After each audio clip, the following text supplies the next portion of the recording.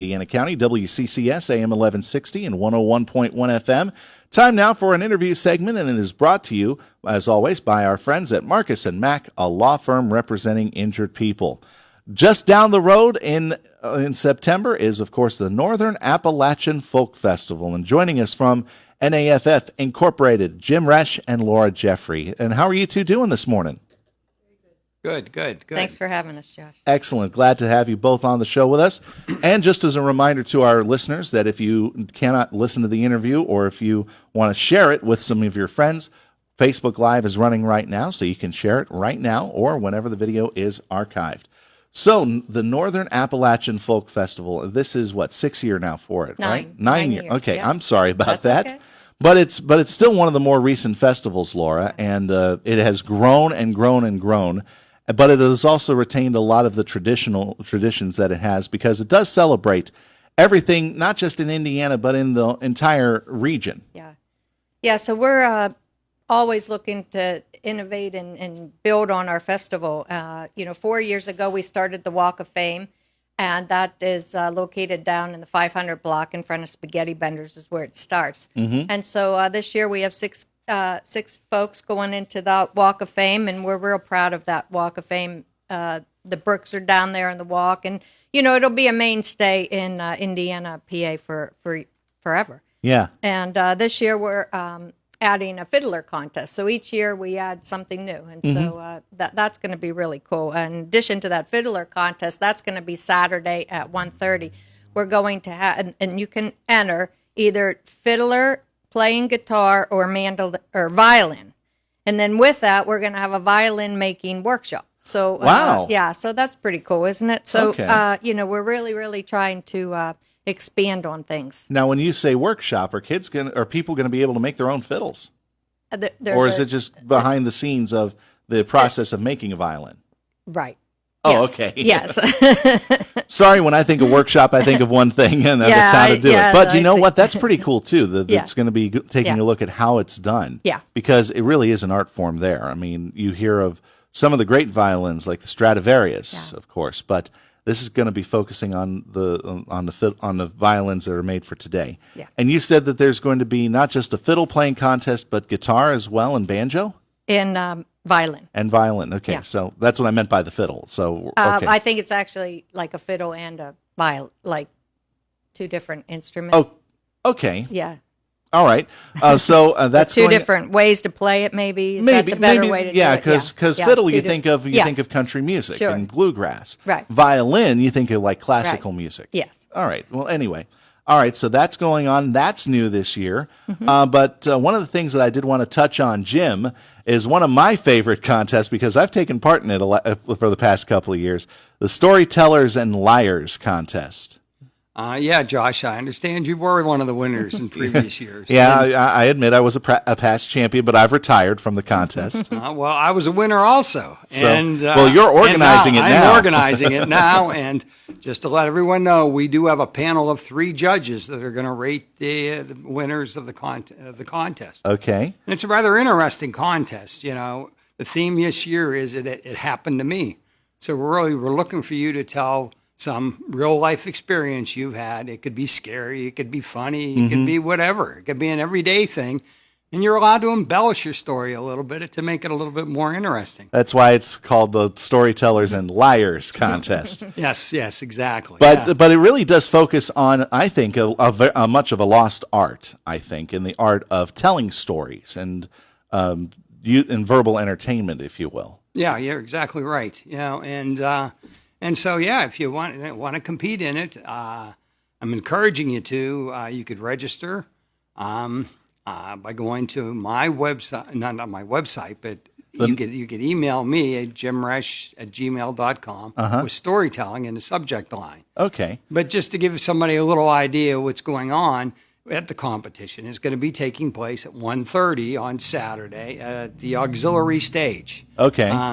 You're going to have an audience of your peers in there to tell your story. You have 10 minutes to give the story.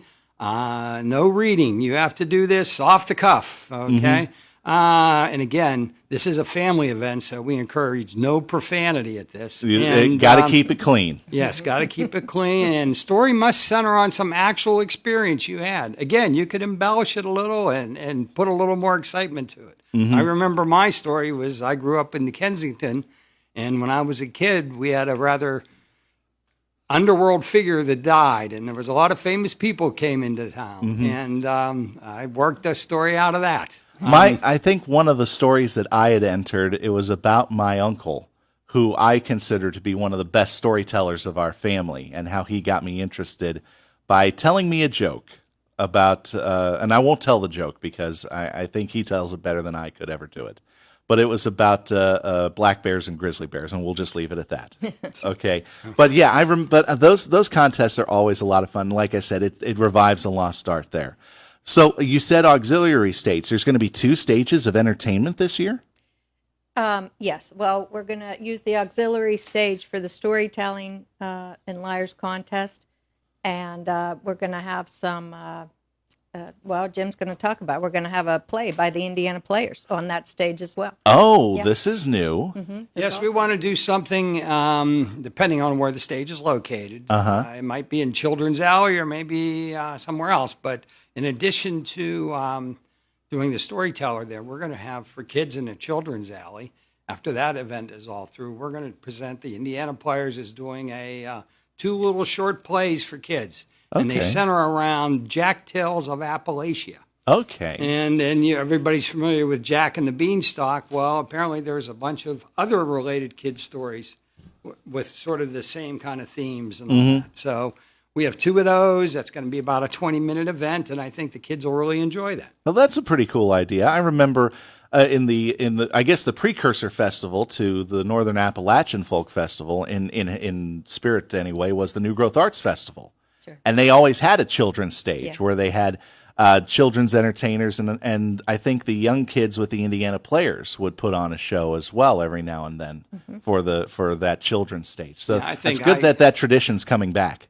Yeah, I think I did participate in that some years back, and I think it was in the basement of the atrium we did that. Oh, good heavens! We did the Brave Little Tailor, as I recall. I did. I think whenever I was involved with the Players.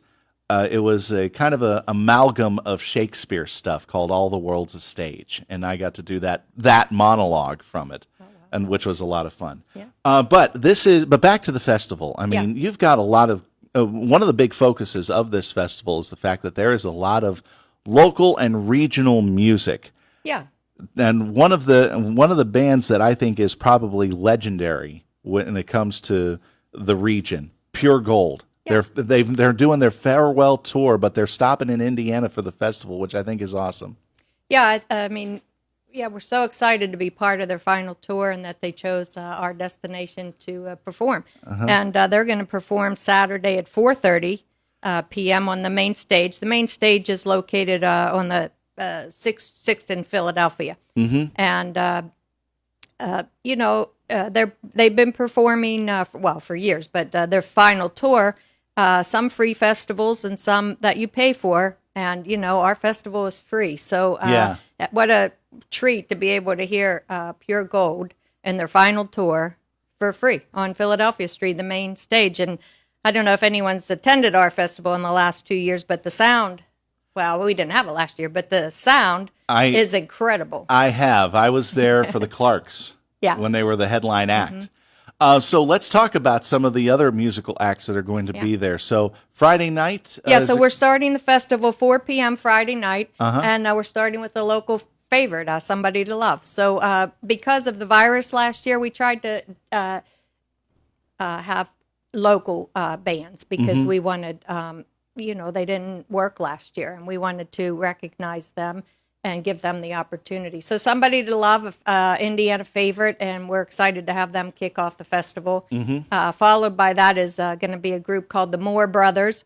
They're from Clarion. And then topping off Friday is 13 Stories. Okay. Again, a good fan favorite. Moore Brothers are a country act, right? They're pop country. Oh, pop country. Okay, gotcha. All right. My mistake. I apologize That's all on right. that. All right. And Saturday we mentioned Pure Gold, but as you mentioned, there's also the Fiddlers. The Fiddlers are going to take the stage. We have the Fiddler Contest. Prior to that, we have a fiddler coming into town, Jimmy Herman. He played with Carrie Underwood. He was Carrie Underwood's fiddler player for 9 years, and he's coming to top off the perform before the Fiddlers Contest. Uh-huh. And then followed by that, we have the Peace Sign. That's a local band Mm-hmm. from here, following Pure Gold. And then we finish the night with, gosh, I'm blanking on their name. It's the main band on, what is the main band? It's I House mean- Rocker. The House Rocker. The House Rockers. Oh, I'll tell you Oh my what. gosh, Yeah, no, it's not the House Rockers. It's, oh my gosh, I'm so embarrassed.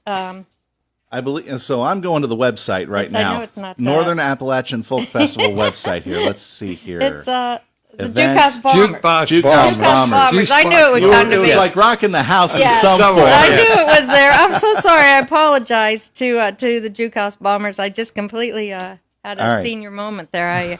my Very apologies. much forgivable, and I put you on the spot too. Yeah, that's okay. So I'm sorry about That's that. all right. But there's also going to be before everything gets underway Friday. There's also an event Thursday night.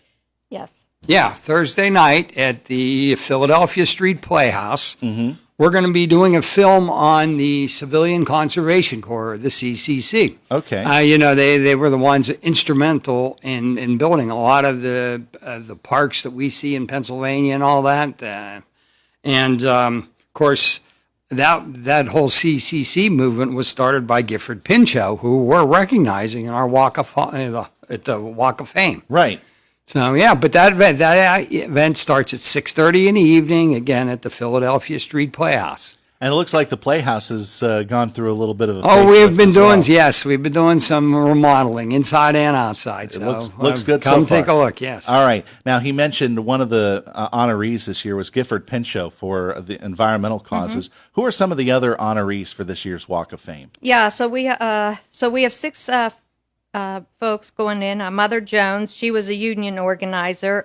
This is the 100th anniversary of when she came to Indiana, PA, and spoke at Mack Park. Mm-hmm. We have Ken Holliday from Hiram and the Walkers. Yeah, Hiram, the late Hiram. Yeah, the late Hiram.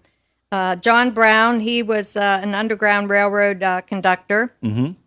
Jonas Salk, obviously, the year of the vaccine is, we'd like to recognize him. Mm-hmm.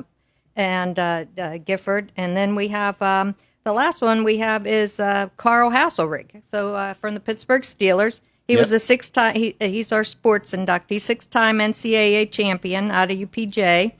And his family's going to come and accept the award on his behalf. So Carl, unfortunately, has passed, but his family is going to come and accept the award. So that's our inductees this year. And, we're also going to have a big 9/11 ceremony, Josh. Yeah, that's true, because this year the ceremony does coincide with the 20th anniversary of the attacks of September 11th. So that's gonna be a good ceremony to attend as well. Yeah, that's going to be 11 o'clock in the morning and on Saturday. So, certainly recognize and never forget. Right, definitely. 20th anniversary. I hate to say it, but we're out of time. Okay. But you know what? If you guys can come on back sometime soon, a little bit closer, and we'll keep people updated as to what's going on. Appreciate Sounds it. good. Thank you again. Thanks for Renda Broadcaster, all our sponsors, Delaney Chevrolet, Jim Doherty, First Commonwealth, Evolution, Holiday Alterations, and all the local restaurants and bars in town. Thank you. Thank you as well to Laura Jeffrey, Jim Resh joining us here on Indiana in the Morning, presented by First Commonwealth Bank on the Voice of Indiana County, WCCS 101.1 FM, AM 1160. Our interviews presented by Marcus and Mack.